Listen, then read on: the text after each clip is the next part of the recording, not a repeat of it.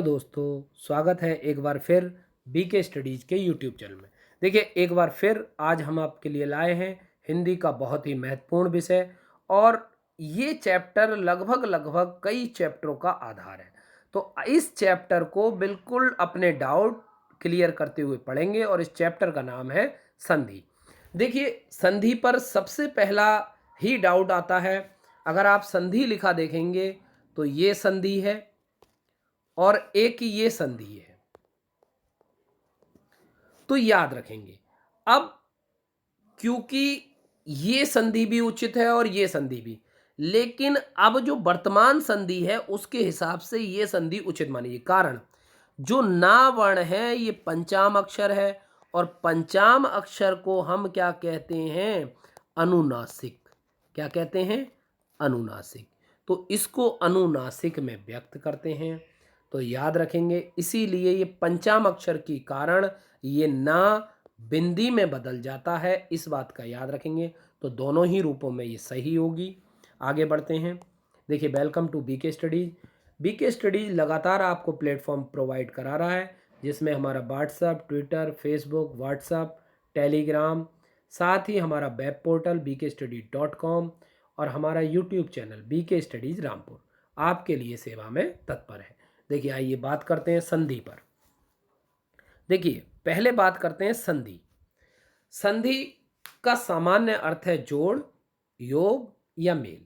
देखिए, जो बातें मैं शब्दों में कहता हूं वो मैंने डिटेल में लिख दिया है, ताकि आपको समझने में कोई भी परेशानी ना हो। संधि का सामान्य अर्थ है जोड़, योग या मेल।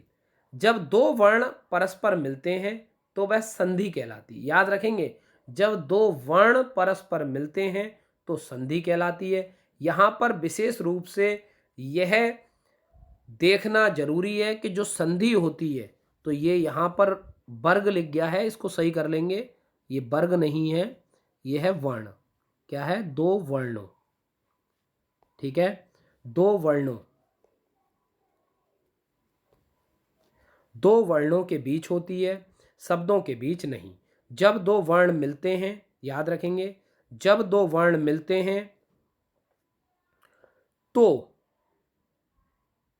उनके स्थान पर नया वर्ण, यानी उनके स्थान पर हमेशा क्या आएगा? नया वर्ण। उन दोनों वर्णों का स्थान ले लेता है। उन दोनों किसका? वर्णों का स्थान ले लेता है, उसे वर्ण आगम कहते हैं।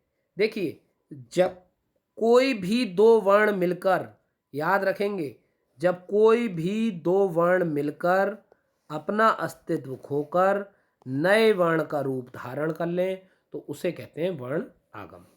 कभी कभी आगम नहीं होता, केवल वर्णों का मेल होता है। केवल वर्णों का, ये यहाँ पर वर्ग लिख गया है, इसको पढ़ेंगे वर्णों। वर्णों का मेल हो जाता है, इस स्थिति को संयोग कहा जाता है। देखिए, इस पर भी चर्चा कर लेते हैं, संयोग क्या है और ये क्या है। देखिए, अगर आप बात करें संयोग की और इसकी, तो देखिए, अगर आप देखें इति प्लस आदि, इति प्लस आदि।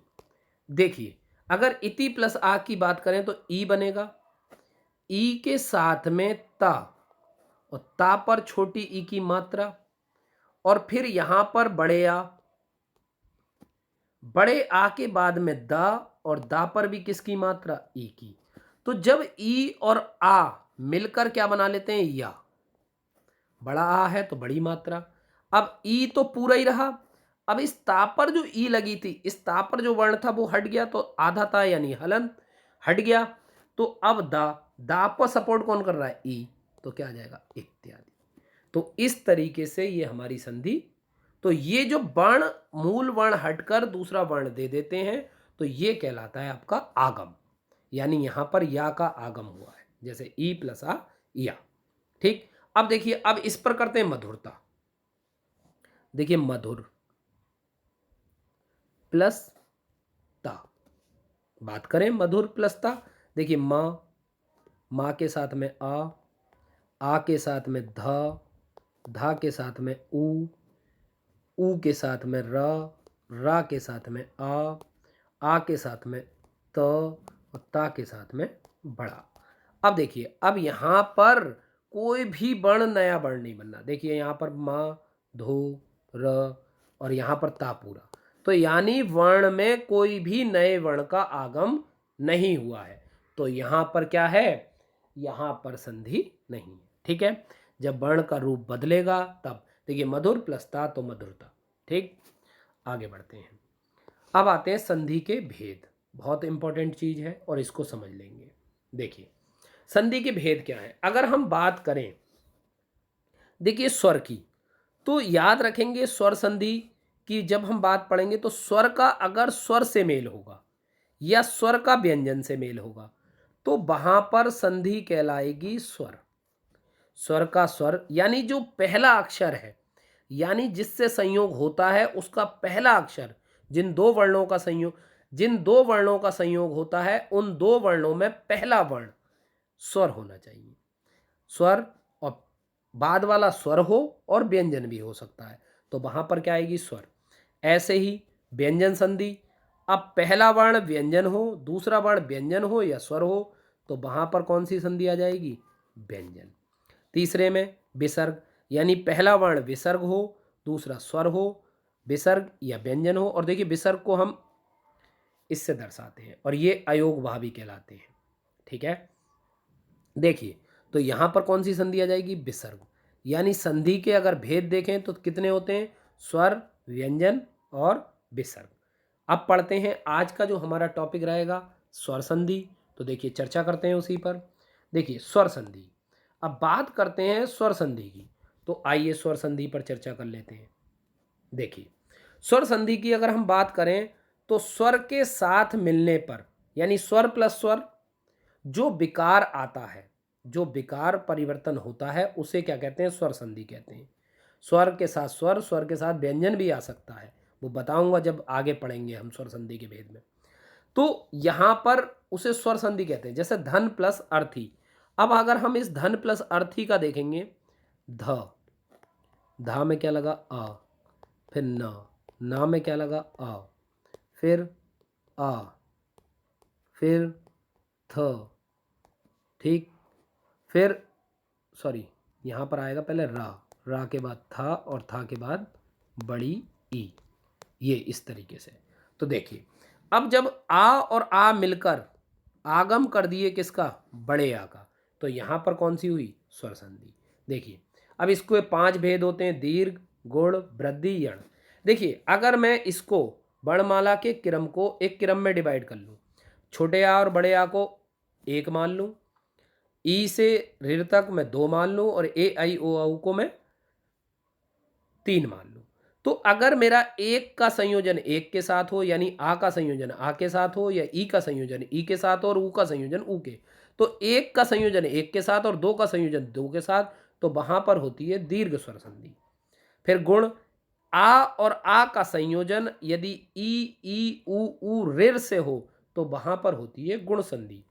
यण, यदि दो का यानी ई ऊ ऋ का संयोजन यदि तीनों में से किसी से भी हो तो वहां पर होती है यण।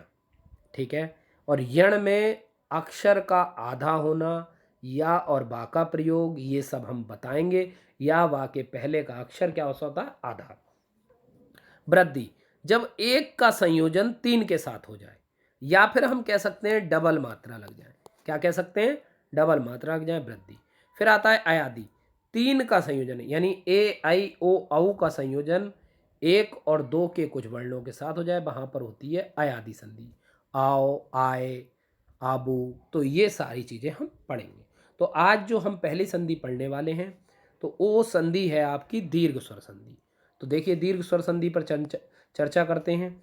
देखिए क्या है दीर्घ स्वर संधि, नियम इसका अगर संस्कृत में भी ले, संधियां लगभग सेम रहती हैं, तो इसका संस्कृत का जो सूत्र है अक सर्वणे दीर्घ, अक सर्वणे दीर्घ, यानी समान प्रकार के दीर्घ वर्ण, समान प्रकार के वर्ण मिलकर दीर्घ वर्ण का निर्माण करते हैं, तो वहां पर क्या होता है, दीर्घ स्वर संधि होती है। जैसे हर्ष या दी, अ ई उ ऋ के बाद समान स्वर आते हैं तो दीर्घ स्वर हो जाता है।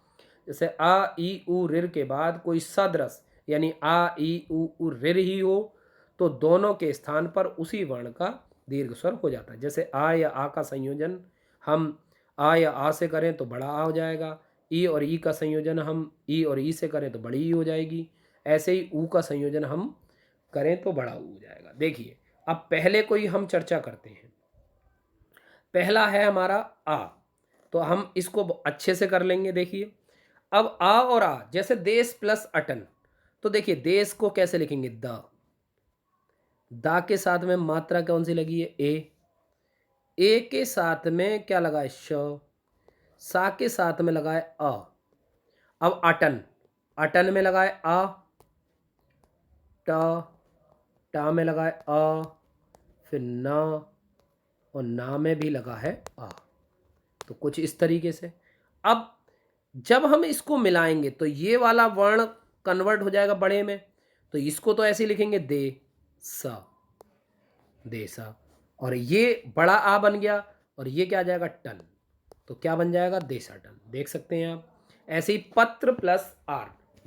अब देखिए पत्र, तो इसको ओपन करके लिखना बहुत जरूरी है। देखिए कैसे, पा, पा में आ की मात्रा होगी, फिर त्र, तो देखिए इसमें ता आधा होगा और रा पूरा होगा, यानी रा पर कौन सी मात्रा लगी होगी, आ की। ठीक है, अब इसके साथ में बड़ा आ, और फिर ला के साथ में आ, और आ के साथ में या, और या के साथ में आ। तो अगर हम इसको पढ़ेंगे, देखिए पत्र हो गया, फिर ये आ और आ मिलकर बड़ा आ, ले, तो ये क्लियर। आगे बढ़ते हैं। फिर आता है विद्यार्थी, तो देखिए अब इस पर भी चर्चा कर लेते हैं, विद्यार्थी पर। विद्या प्लस अर्थी, तो देखिए विद्या का वा, बा पर छोटी ई की मात्रा, बा पर छोटी ई की मात्रा, फिर धा, तो याद रखेंगे ये बनता कैसे है। देखिए दा में क्या बनेगा, धा, फिर धा में आ, फिर आ में आ, फिर आ के बाद अर्थी, फिर देखिए अर्थी, तो यहां पर बनेगा रा में बनेगा थ, और था पे बनेगा बड़ी, तो ये बना। अब देखिए यहां पर ये चीज रही, तो ये तो बड़ा संयोजन हो गया, तो ये देखिए ये बन गया विद्या। देखिए इसका ये विद्या, तो विद्या, ठीक, तो विद्या, ये यहां पर यह होगा, ठीक, तो ये हो जाएगा विद्यार्थी। क्या बन गया फिर, विद्यार्थी। आगे बढ़ते हैं। अब आता है आ और आ, तो इसको भी क्लियर कर लेते हैं। देखिए आ और आ, अब आ और आ से, जैसे देखिए विद्या, तो ये आ गया वी, और बी कैसे बनेगा, देखिए मैंने पहले बताया था। देखिए बा में बना आ, सॉरी, इसको क्लियर कर देते हैं, दोबारा देख लेते हैं। देखिए यहाँ पर बना बी, तो बई में बा, और बा में क्या बनेगी, छोटी ई। अब छोटी ई के बाद फिर आता है द के बाद य, ठीक, या में आ लगेगा बड़ा आ, यानी यहाँ पर बड़ा आ, और यहाँ पर भी क्या लगेगा, बड़ा आ, और ला में छोटा आ, और छोटा आ के बाद फिर या में छोटा, तो इस तरीके से ये बनेगा। अब देखिए ये आ और आ बड़ा आ, तो ये क्या हो जाएगा, विद्यालय। ठीक है, नेक्स्ट। अब आता है ई और ई, तो इस पर भी चर्चा कर लेते हैं। देखिए ई और ई, तो ई और ई कैसे बनेगा, देखिए अब अति, तो आ के बाद में ता पर छोटी ई की मात्रा, फिर इव ई, और फिर व, और बा में छोटा। और ये जब मैंने बताया था ये लास्ट में आ होता है, तो ये शहीद वर्ण होता है, इसको वर्णों में नहीं गिनते। कोई पूछे कितने वर्ण हैं, तो वर्णों की संख्या कितनी है, 1 2 3 4 5। छोटे आ अगर कभी लास्ट में आ जाता है, वर्णों में नहीं। अब देखो ई और ई बड़ी, तो ये हो जाएगा अतीब। क्या हो जाएगा, अतीब। नेक्स्ट कविंद्र, तो देखिए कविंद्र पे भी कैसे होगा, तो कविंद्र में चर्चा करते हैं। देखिए